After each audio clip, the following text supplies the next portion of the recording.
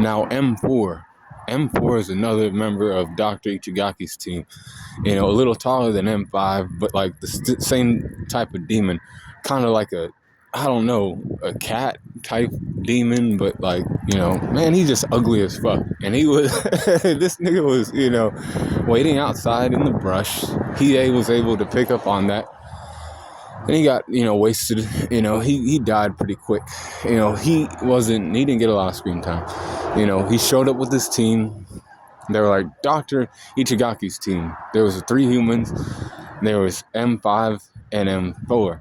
And he was, M4. M4 was taller than M5. Didn't really get to do too much. M4, he was kind of a letdown for, his team. He was the weakest member of the team, by the way. If it came down between Roto and M4, Roto would beat M4.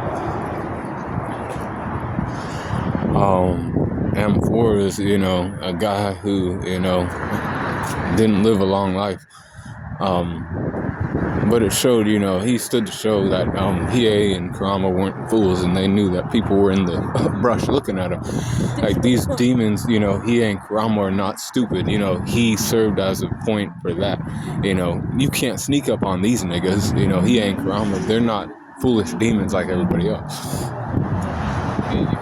And that's what Dr. Ichigaki thought, though. He actually thought that they would have problems with, Gatasable and M5 and M4, but they, handle that shit. But M4's power scaling is his strength to 71%, speeds to 70%, durability is 68%, with endurance to 67%, intelligence at a 65%, and experience at a 70%, with his close skills at a 70% and his range skills at 65%. And recoup's also at a 70% for M4. And M4's hacks are 70%, with an overall power score of 68.6. If it came down to him and Roto, like I said, Roto would, defeat him. This is just a side character who had a quick end. But I had to talk about him because he was a dark tournament fighter. There was niggas in the stands, there was demons in the stand. There was, weak-ass white demons in the stand who wouldn't even try to fight in the tournament. So I had to give him some credit, And some people like side characters, so I had to do it for them too. But be cool, Colin Porter.